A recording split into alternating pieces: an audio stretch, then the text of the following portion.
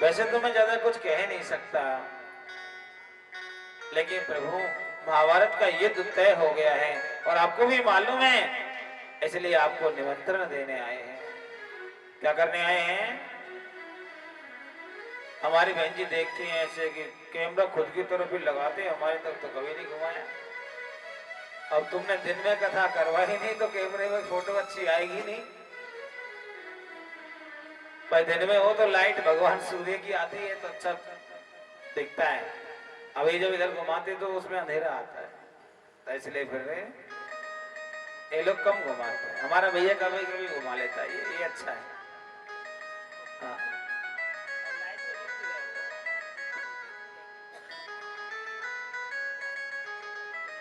मेरे भाई अर्जुन से कहने लगे, क्या कहने लगे?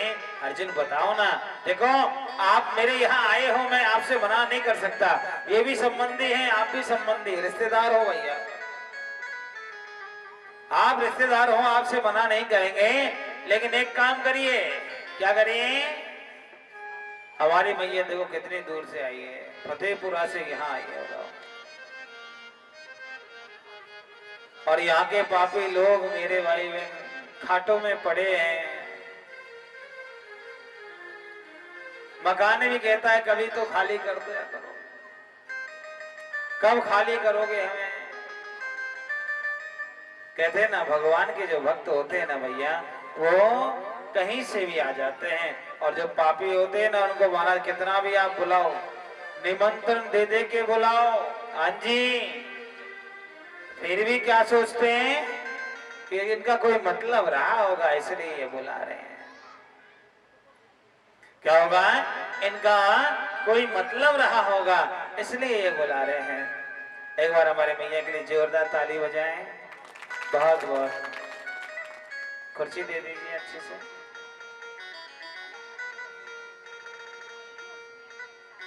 भगवान ने कहा कि देखो मेरे पास में दो चीज है, एक तो मैं खुद हूं और एक मेरे पास में सेना है, आपको जो चाहिए वो ले लो महाराज। अर्जुन कहने लगा प्रभु जो आपकी इच्छा हो।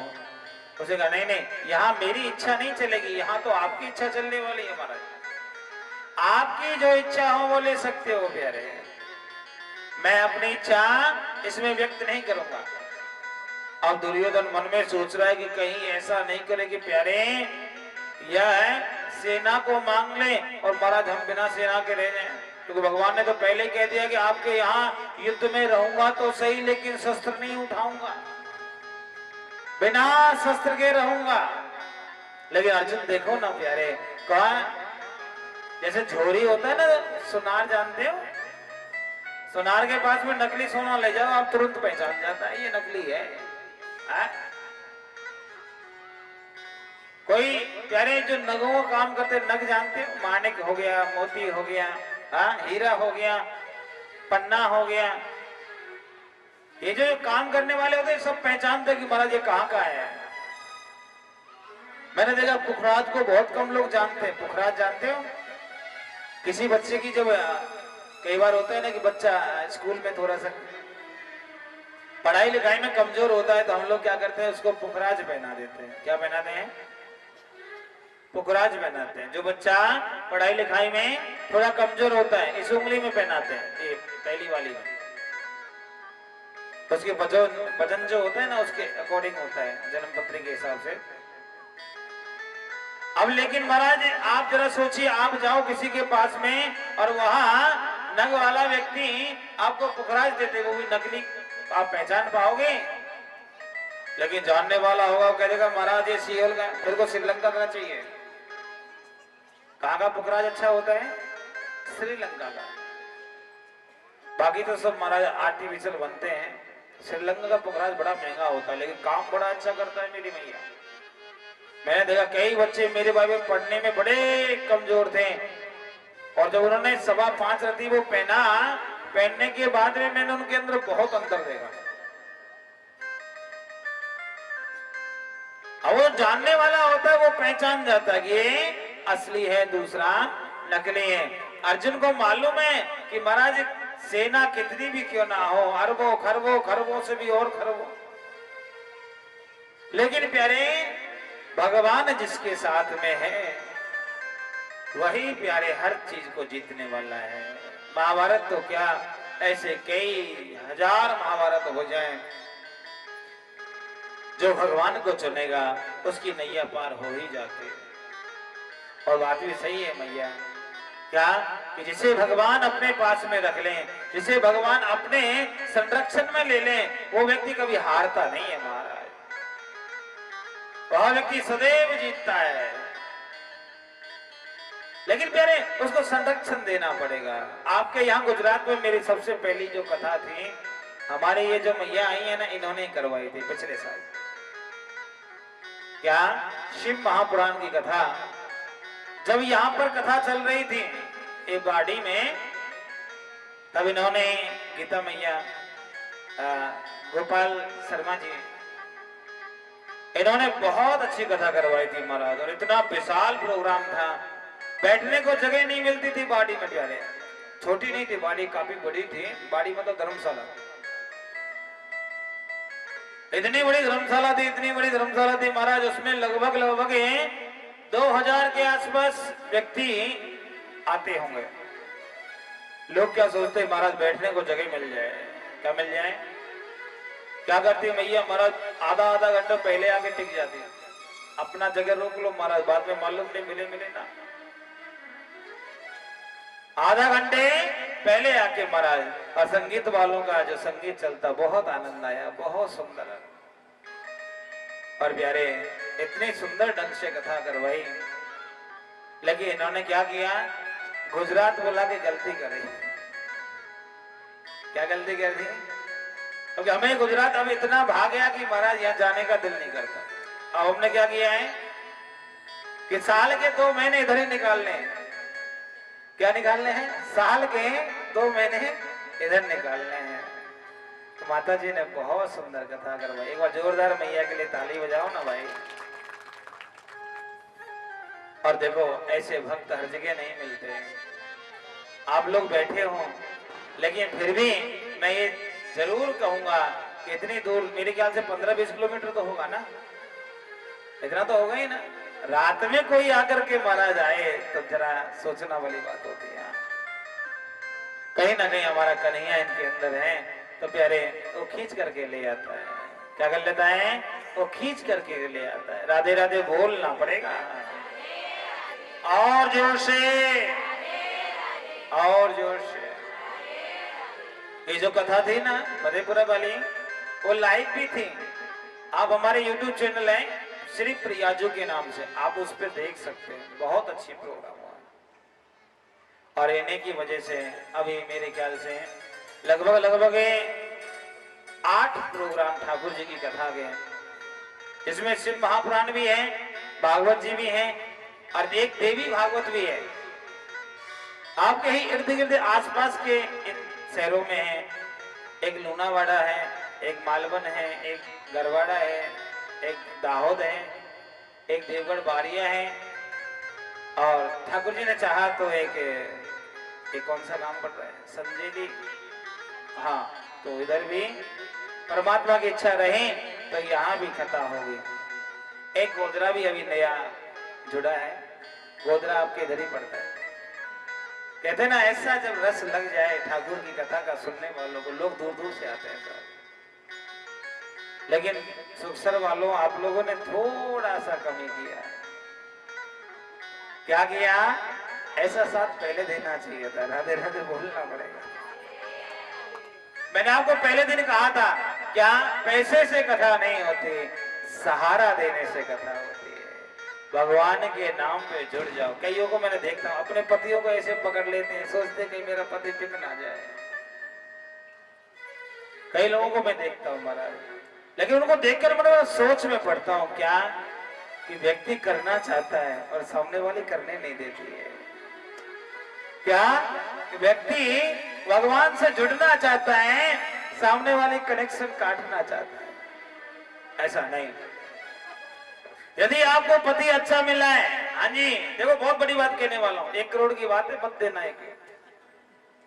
यदि आपको पति मिला है धर्मात्मा, आप बड़े भाग्यशाली हो। और भाइयों, आपको भी मैं कहना चाहूंगा, यदि आपको पत्नी मिली है धर्मात्मा, तो आप भी बहुत भाग्यशाली हो। क्या बड़े नसीब से मिलता है महाराज कोई भक्त अपने घर में कोई आ जाए। राधे राधे आपको बोलना पड़ेगा।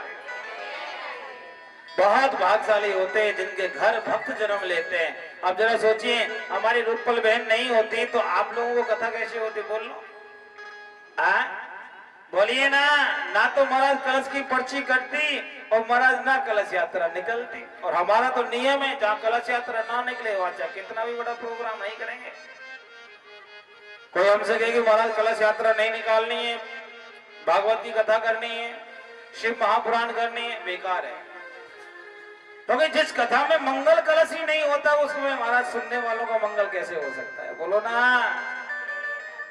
जिस कथा में कलश यात्रा ना निकले, गांव की फेरी, फेरी मतलब गांव की परिक्रमा जिसको हम प्रभात फेरी के नाम से हमारे यहाँ होती है। क्योंकि गांव के अंदर कई देवी देवता होते हैं, स्थान देवता, वास्तु देवता, वहां के मेरे भाई बहन और भी कई देवी देवता होते हैं। उनको मनाना पड़ता है, उनको निमंत्रण देना पड़ता है और मंदिर में बैठे भगवान को कहना पड़ता है, हे प्रभु आपके नगर में आकर के, आपके गांव में आकर के भगवान की श्री ठाकुर जी की कथा हम सुनाने जा रहे हैं, आप पधारो ना। तो क्या होता है, करने वाले का भी मंगल होता है और महाराज जो सुनने वाले होते हैं उनका भी मंगल होता है। प्यारे, सारा काम लक्ष्मी से नहीं होता, कहीं ना कहीं नारायण का होना बहुत जरूरी होता है। इसलिए अपने घर में लक्ष्मी रखो, लेकिन लक्ष्मी के साथ साथ नारायण को मत छोड़ो। क्या लक्ष्मी जेब में रखो, नारायण दिल में रखो। मेरे भाई बहन, कहाँ रखो? नारायण अपने दिल में रखो। क्यों? यदि आपके दिल में नारायण होगा तो बच्चों के अंदर अपने आप चले जाएगा, आपको देने की जरूरत नहीं पड़ेगी। मैं एक घर में गया था महाराज, कहूंगा नहीं प्यारे, क्योंकि कई लोगों को चिढ़ हो जाती है ना, महाराज जी उनकी बढ़ाई कर रहे हैं। मैंने उसके बच्चे को देखा मेरे भाई में, कितना शब्द बालक था,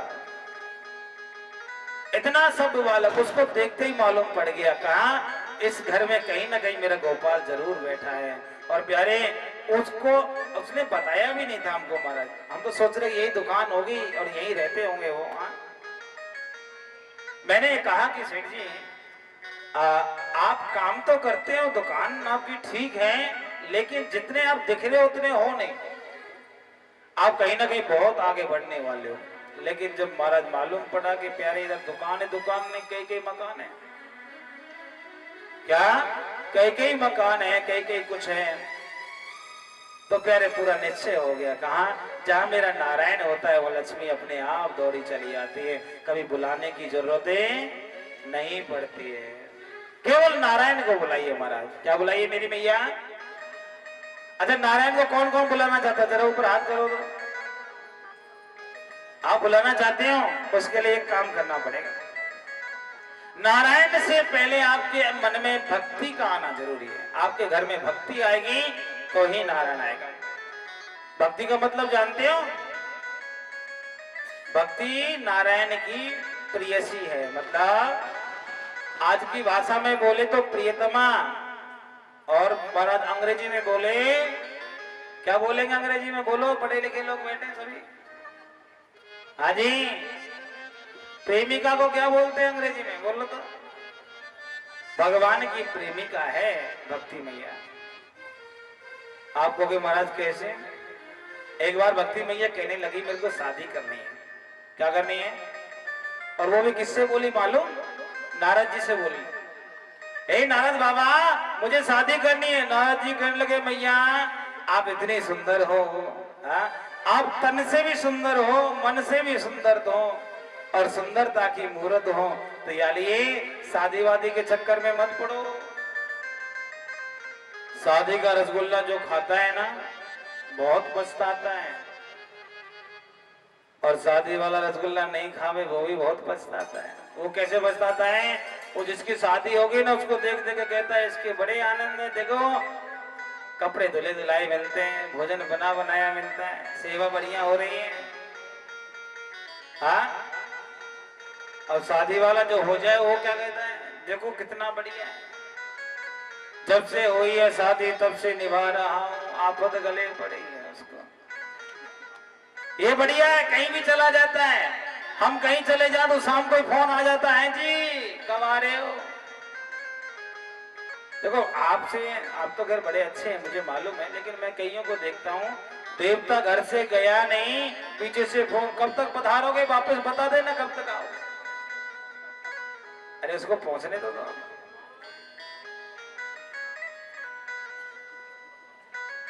पर जो नारद जी है वो कहने लगे, देवी आप शादी के चक्कर में मत पड़ो। ये शादी पहले तो बढ़िया अच्छी लगती है, बाद में महाराज बड़ा दुख सहना पड़ता है। बड़े बड़े मेरे भाई बहन क्या जिम्मेदारियां कंधे पे आ जाती हैं, और जिम्मेदारियों को निभाते निभाते व्यक्ति की उम्र कब निकल जाती है, कब जवानी ढल जाती है, कब बुढ़ापा आ जाता है, मालूम नहीं पड़ता मेरे भाई बहन। और यदि ऐसा नहीं है तो आप बताइए, कई बुजुर्ग लोग बैठे होंगे यहाँ पर मेरे भाई बहन, आप बता सकते हो आप कौन सी डेट को महाराज बूढ़े हुए? कोई तारीख है कि आप बूढ़े हुए? देखो जन्म कब हुआ सबको मालूम है, जन्म हमारा कब हुआ सबको एक डेट फिक्स है कि महाराज इस समय हमारा जन्म हुआ, लेकिन प्यारे कोई बूढ़ा कब हुआ आज तक नहीं बता पाया और ना बता पाएगा।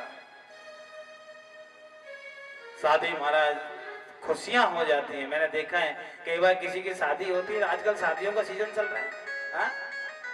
आपके यहाँ बैंड बाजे कम बज रहे हैं, लेकिन कई कई शहरों में मैंने देखा है जिस दिन शादी होती है ना दूल्हे राजा बड़ा प्रसन्न रहता है, और इतना प्रसन्न होता है उसको होश भी नहीं रहता। हाँ, और आपके यहाँ तो महाराज बड़ी अच्छी बात है, नाम नहीं लूंगा, संतरामपुर बगल में ही पिछले साल की बात, घोड़ी नहीं मिली तो हमारा घोड़े पे बैठ के पहुंच गया। बोला अरे क्या हमारा घोड़ा घोड़ी कौन समझे, किसको देखना है रात में उठा देना, मालूम नहीं पड़ेगा क्या था, लेकिन शादी करवाओ। और प्यारे देखो ये तो मैं आपको प्रैक्टिकल बता रहा हूँ, क्या दूल्हा इतना खुश होता है, इतना खुश होता है कि उसके साथ में जो उनके जो मित्र मंडली चलती है ना, मित्र मंडली, वो महाराज बड़ा ध्यान रखती है दूल्हे राजा का, क्या कहीं महाराज जूते में थोड़ी सी मिट्टी भी नहीं जम जाए। हाँ? एक तौलिया रखते हैं छोटा सा, सफेद रंग का, उससे बट ऐसे पहुंच देते हैं कहीं मिट्टी नहीं लग जाए महाराज। और कभी कभी मौका पड़ता है तो महाराज उसी तौलिया जिससे जूता पहुंचा है उसी से मुंह भी पहुंच देते हैं महाराज।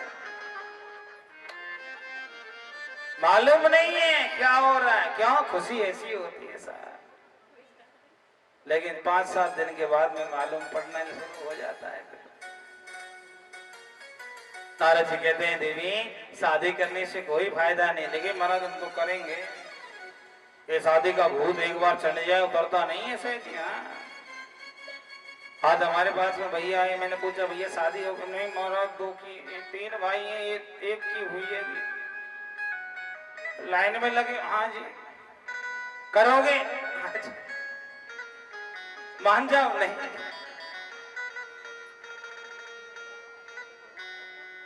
शादी का भूत बड़ा भयानक होता है हमारा, उतरता नहीं है। पहले मेरे को शादी करना है, नारद जी कहने लगे बताओ किससे शादी करना, हम करवाते हैं आपकी शादी। कि महाराज मुझे नारायण से शादी करना है। नारद जी कर लो बात। देवी पहले लक्ष्मी जी ने करी थी, आज तक पाम दबा रही हैं, भगवान एक नजर उठा के नहीं देखते। वो कहती है देवता जी कभी तो देखा करो अपनी नजरों से। वो कहते नहीं नहीं, आपके ऊपर दृष्टि डरी तो महाराज व्यवस्था खराब। एक भूदेवी ने शादी करी थी महाराज, पृथ्वी ने शादी करी, आज तक महाराज कभी कभी आते हैं मिलने के लिए, आते ही नहीं है। जरा सोचो ऐसे के साथ में शादी करोगी तो बड़ा महाराज दुख पाना पड़ेगा। इसलिए शादी करने के बजाय आप ऐसे ही ठीक हो, भगवान से वैसे ही रिश्ता बना लीजिए, लेकिन पति बनाना बहुत मुश्किल है। उसने कहा महाराज ऐसा वैसा पति नहीं बनाना, हमें ऐसा पति चाहिए और वो भी नारायण ही चाहिए। हमने सुना है कि महाराज नारद जी आपका जो नाम है ना, इसलिए नाम पड़ा कि आपकी बात कोई टाल नहीं सकता। आपने जो बात कह दी एक बार वो कोई टाल नहीं सकता, हमारा काम आप ही करवा सकते हो। देखो मेरे को ऐसा पति चाहिए जो मेरे पीछे पीछे रहे, मेरे आगे आगे ना रहे। मैंने देखा है पति लोग होते हैं ना, जो शादी नहीं होती ना, उससे पहले तो महाराज ऐ जी ऐ जी ऐ जी, सुबह से शाम तक पीछे पीछे घूमते रहते